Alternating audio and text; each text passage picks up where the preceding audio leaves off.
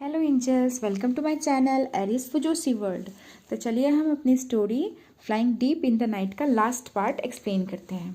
तो last part में हमने देखा होता है, प्रीवियस पार्ट में हमने देखा होता है कि ईवो जो है क्वीन फेरी से अपना 20th बर्थडे का विश मांगता है कि उसे ह्यूमन वर्ल्ड में जाना है और वहाँ जाके एज ए ह्यूमन बींग जो फीलिंग ऑफ लव है उसको महसूस करना है और ह्यूमन से मिलना है। और इसके लिए जो फेरीज होते हैं ना, वो लोग एक जूरी भी बिठाते हैं जहाँ पे डिबेट वगैरह होता है और उसका मतलब ये डिसीजन निकलता है कि जो फ्लायर है उसे अलाउ किया जाएगा ह्यूमन वर्ल्ड में जाने के लिए। वो वहाँ पे जाएगा और 3 years के लिए रहेगा एज ए ह्यूमन बींग। पर जब उस फेरिस उसे ये भी बताती हैं कि कोई उसे ये विश नहीं दे सकता feeling of love. Feeling of love या फॉलिंग इन लव का जो फीलिंग है ना, वो खुद उसके ऊपर डिपेंड करता है। ये कोई भी फेरी इस विश को पूरा नहीं कर सकती। इसलिए जो भी उसे लव फील करना है वो उसके टोटली उसके ऊपर डिपेंड करेगा कि वो कैसे एक ह्यूमन से प्यार करे और उस ह्यूमन को खुद के ऊपर प्यार करने पे मतलब मजबूर करे या जो भी है प्यार करवाए खुद पे। और मतलब ईवो का हेजिटेशन देख के ना, जो क्वीन फेरी होती हैं बोलती भी हैं कि देखो, आज तक कोई डिस्कवर नहीं कर पाया है कि जो प्रोसेस होता है फॉलिंग इन लव वो कैसे होता है। आज तक किसी को समझ में नहीं आया है। कोई प्रेडिक्ट नहीं कर सकता कि कैसे होता है, कैसे उसका शुरुआत होगा, कैसे अंत होगा। ठीक है, तो ये हमको पता ही नहीं है तो हम बताएंगे भी कैसे।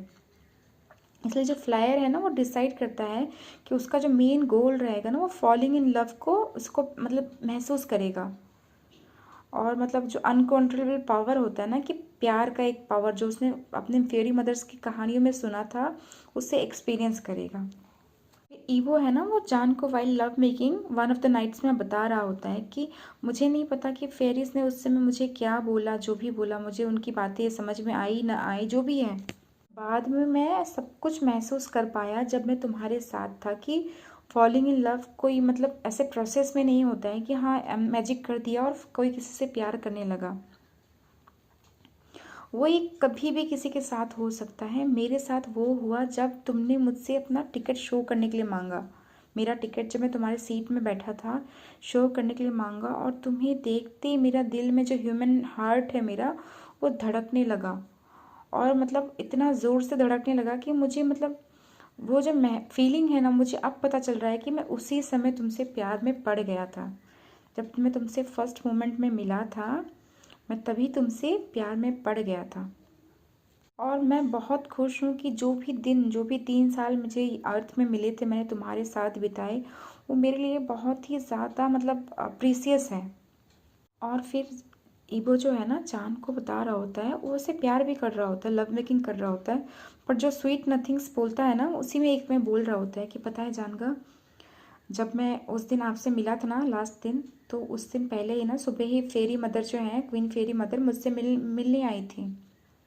और उन्होंने मुझे बताया था कि जो फेरीज ने मुझे एक विश ग्रांट किया है कि क्योंकि उन्हें पता है कि मैं ऑलरेडी आपसे मतलब प्यार में पड़ गया हूँ। तो उन्होंने मेरे लिए ना एक अमेजिंग से एक्स्ट्रा गिफ्ट भी किया होता है कि अगर आप मुझसे प्यार करते हो और हम दोनों का फीलिंग्स जो म्यूचुअल होता है ना, तो वो मुझे ना आपको अपने साथ ले जाने का परमिशन देंगी।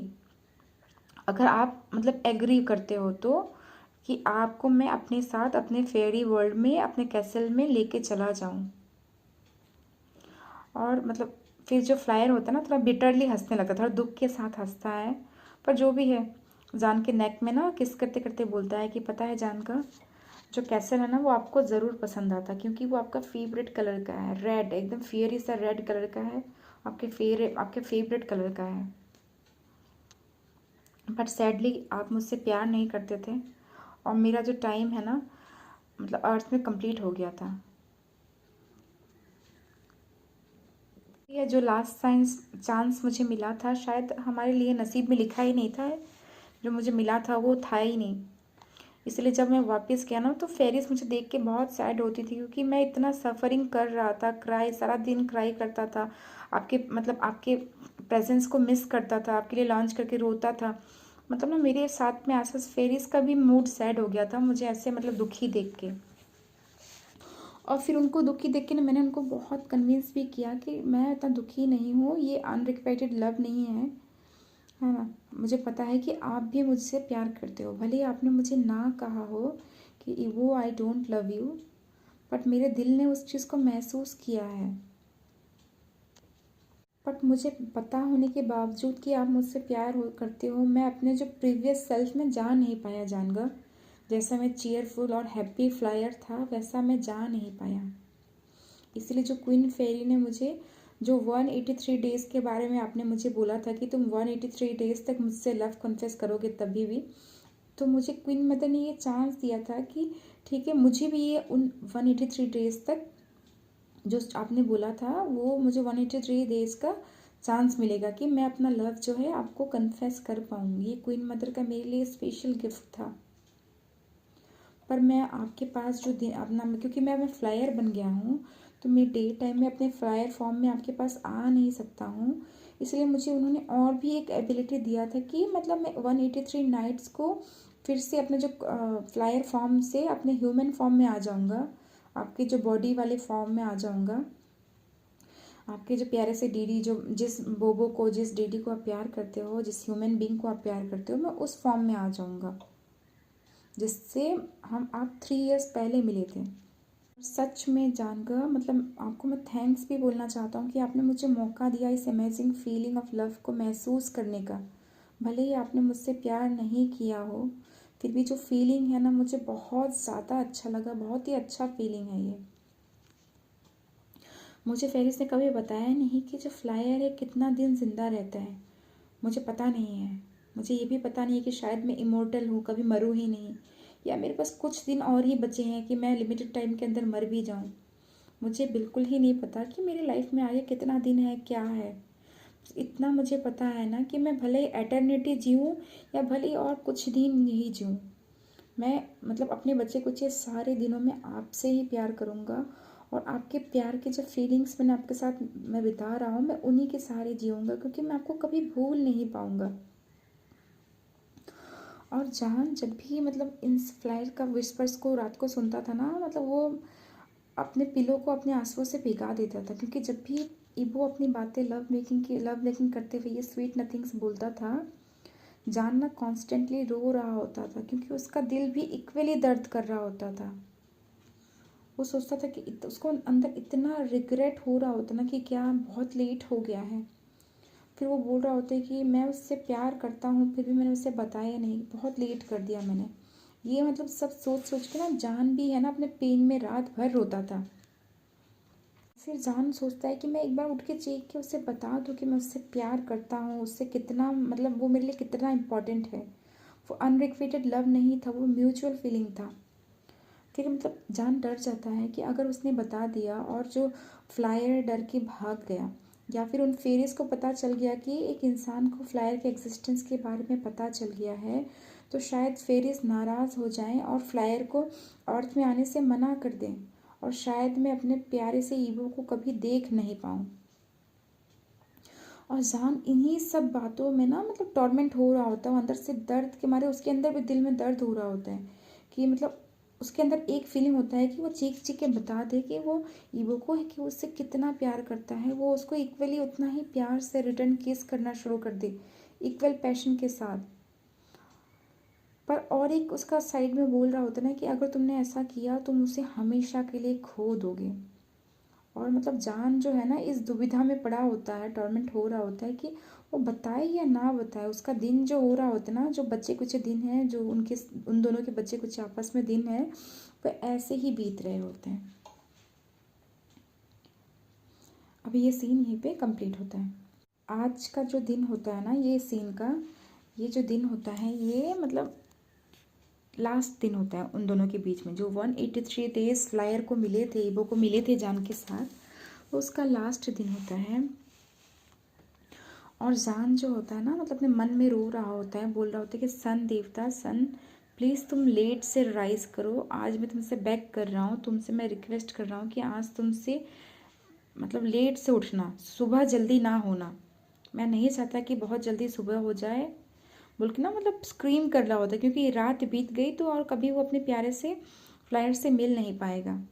और जब वो फ्लायर्स का कूल सेंसेशन उसके बॉडी में फील होता है, उसको फील होता है कि फ्लायर हवा के मतलब उसका जो कूल सा हवा रूम में आता है और उसे इस फ्लायर का जो वार्मथ होता है ना अपने चारों तरफ फील होता है।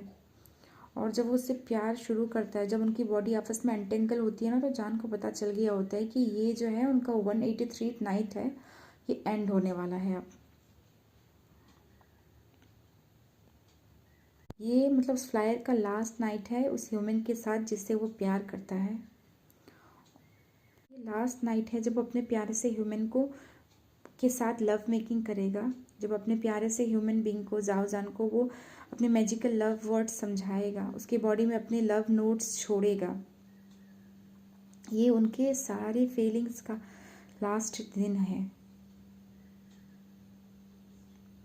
और जान सोच रहा होता ना कि नहीं नहीं नहीं, मेरा मुझसे ये मुझे फ्लायर छोड़ के नहीं जा सकता, लास्ट टाइम के लिए छोड़ के नहीं जा सकता बोल के ना। जब उनका लव मेकिंग ख़त्म होता है ना, जान जो होता है अपनी आंखें खोल देता है और बहुत ही वीक से एकदम मतलब डरे हुए एकदम धीरे से साउंड में बोलना शुरू करता है।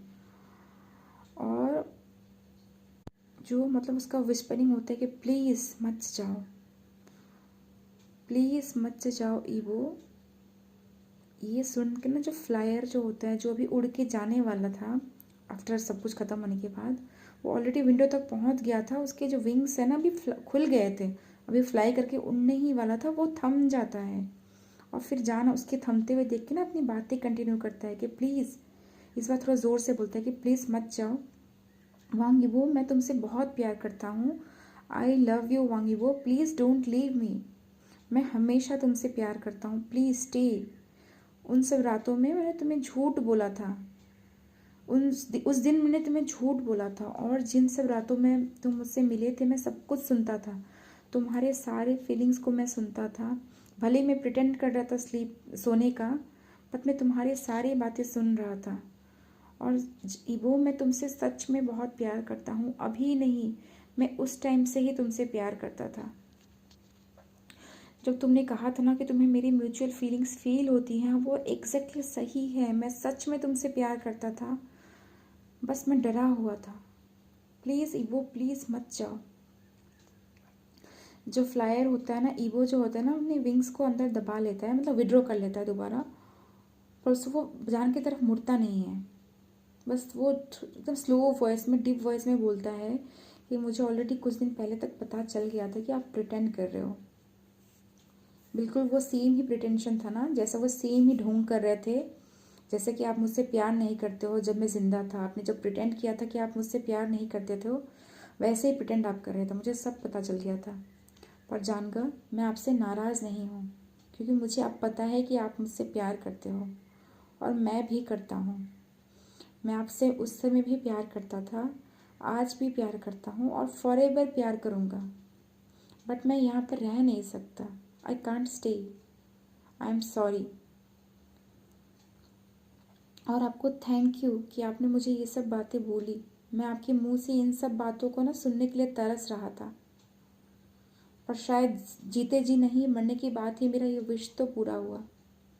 अब शायद मैं जाके रेस्ट मतलब पीसफुली रेस्ट कर पाऊँगा ऊपर, शायद मैं हैप्पीली जी पाऊँगा।